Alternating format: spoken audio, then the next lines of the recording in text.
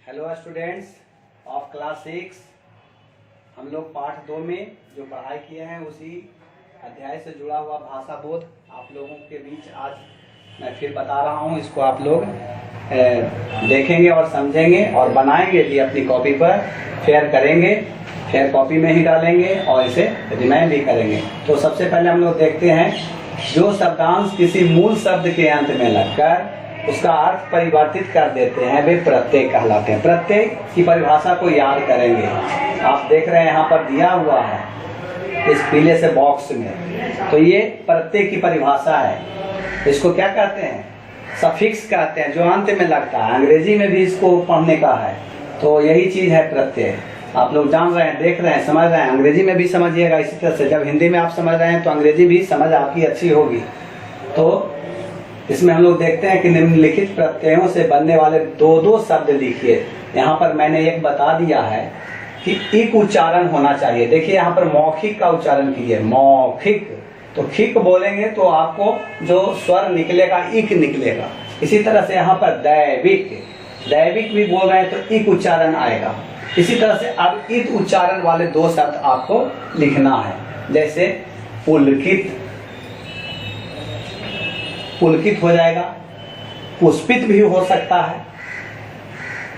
इस तरह का शब्द सोचेंगे, दिमाग में पहले सोचेंगे, जो बढ़िया शब्द आएगा उसको यहाँ पर डालेंगे। ईए से बनाना है, ईए से बनाना है तो ये से क्या हो जाएगा? दर्शनीय हो जाएगा, ईए आ जाएगा।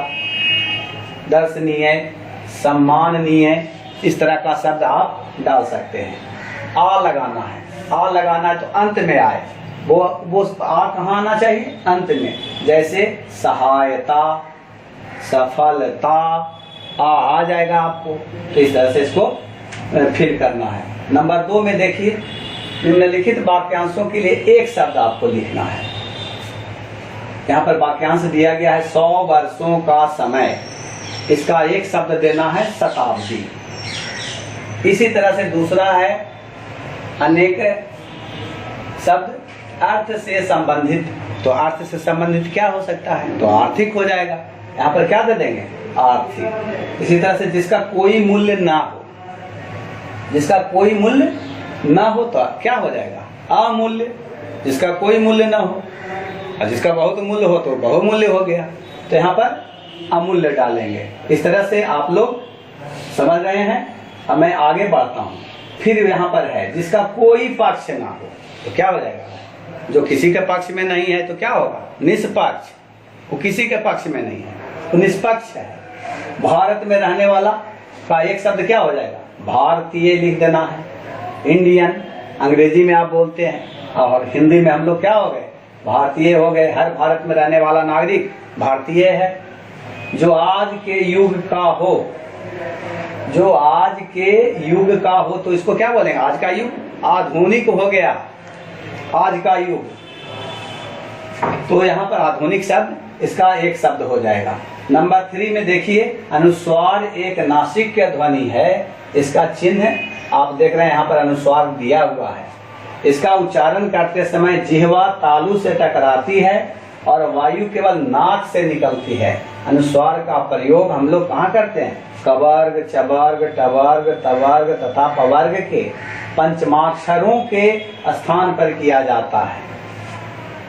तो हम लोग अब देखते हैं यहाँ पर निम्नलिखित शब्दों में आए पंचमाक्षरों के स्थान पर अनुस्वार लगाकर उन्हें पुनः लिखिए। तो आप देख रहे हैं कंधा यहाँ इस तरह से लिखा गया है। तो ना को हम लोग लोप करके यहाँ ऊपर डाल देते हैं तो कन, अधा, धा, कंधा। इसी तरह से अंक लिखा हुआ है, अंक को आप इस तरह से पंचमाक्षर का प्रयोग करके लिख सकते हैं, अंक। इसी तरह से अंत, न हट जाएगा अनुस्वार लग जाएगा, अंत हो जाएगा। संभव, म हट जाएगा, स पर अनुस्वार लग जाएगा। ऐसे मभा संयुक्त पढ़ते हैं। कंठ, नाठा संयुक्त पढ़ते हैं, न हट जाएगा टवर और लिखा जाएगा कन, का अनुस्वार कंठ, कंठ। यहाँ भी उसी तरह से टवर्ग न आधा दिया हुआ है, हट जाएगा और अनुस्वार पड़ जाएगा, बन जाएगा घंटा। कंपन में भी इसी तरह से मापा संयुक्त आप देख रहे हैं तो म हट जाएगा और यहाँ कहाँ चला जाएगा? अनुस्वार पर, अनुस्वार चला जाएगा क पर, तो कंपन हो गया। इसी तरह से इया और ज है, यहाँ ज संयुक्त है तो मंजन बन रहा है, तो यहाँ हटाते हैं तो आप मंजन लिख देते हैं। इस तरह से आप इसको कर लेंगे। अब नंबर 4 में है निम्नलिखित उपसर्गों से 3 शब्द बनाइए।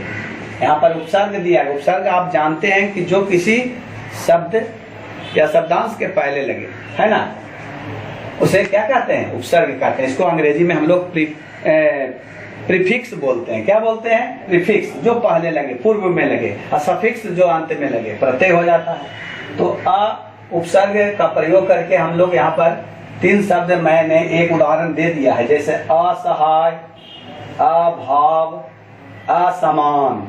सबके पहले आप अ देख रहे हैं, जो क्या है यहाँ पर? प्रीफिक्स है, उपसर्ग शब्द है। इसी तरह से सर उपसर्ग लगा करके आपको बनाना है, जैसे सरताज बना दिए। फिर इसी तरह का शब्द आपको सोचना है और इसको क्या करना है? फील करना है।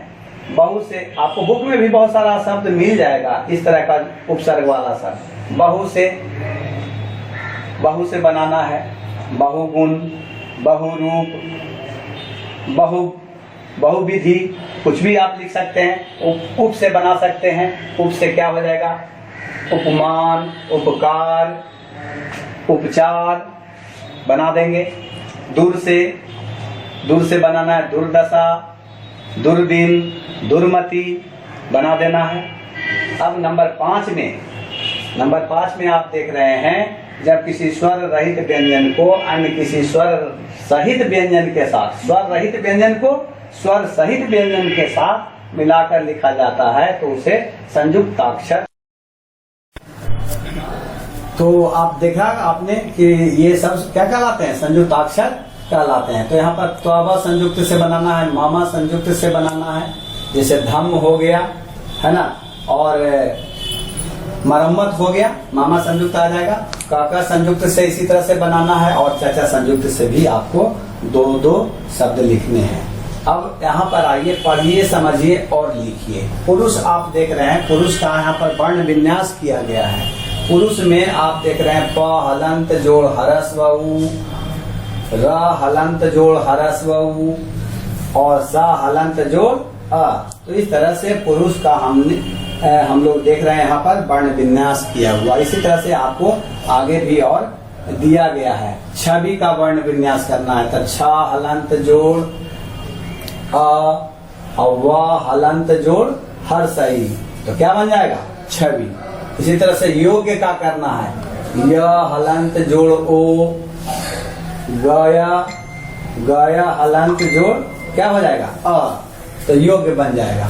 नौकरी का करना है, तो ना हलंत जोड़ औ, का हलंत जोड़ अ और र हलंत जोड़ दीर्घई।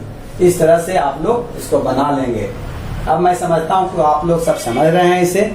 आप लोग अच्छी तरह इसको अपने फेयर कॉपी में बनाएंगे और इसको रिवाइज करेंगे, दोहराएंगे, समझते रहेंगे, वर्ड पावर बनाने की कोशिश करेंगे।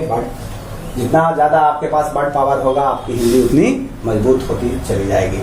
धन्यवाद। आज बस इतना ही।